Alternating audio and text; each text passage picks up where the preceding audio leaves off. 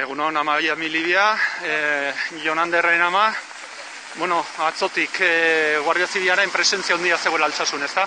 Halaxe, atzo arratzaldea geroztik, arratzaldeko iruraz geroztik, hasi zen mugimenduak hasi ginen hori basomatzen, gazte bat korrika egitera joan zen, gazte bati jarraitu zioten bi lagun bere ondoan jarri ziren korrika egiten, eta gure semeareak ere sumoto zuen bere inguruan gizonak, eta gaur urduri geunden, ez genekien oso ondo zertan ari ziren, eta gaur goizean, etxetik irten naizenean, kotxe bat ikusi dut, kotxe bat geldirik.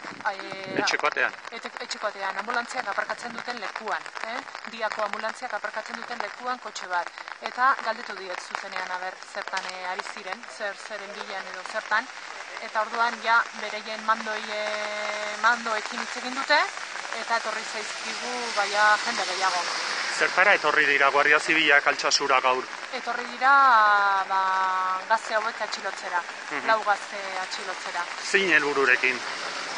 Etorri dira, dirudi, orden judizial batekin, Audientzia Nazionalean epaitu zituzten 3 magistratuek sinatzen dute, atxilotze agindua, bai horixe, horrela izan beharko dugu, alde batetik Kospe Egel, bestetik Manuela Fernandez eta bestetik Gutierrez, Eduardo Gutierrez, eta orduan eskatzen dutena da, dirudienez, bista bat egitea Madrilen, bista horretan gure abokatuek hitz egiteko aukera izango dute,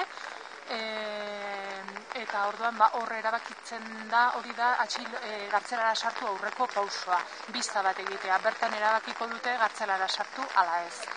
Hau zitazio batekin egin zitekeen? Noski baiet, zitazio batekin, joango ginateke, behar den lekura, gure abokatuen aurrera, epaileen aurrera, hitz egitera eta entzun beharreko guztia. Abokatuak zer esan dizu?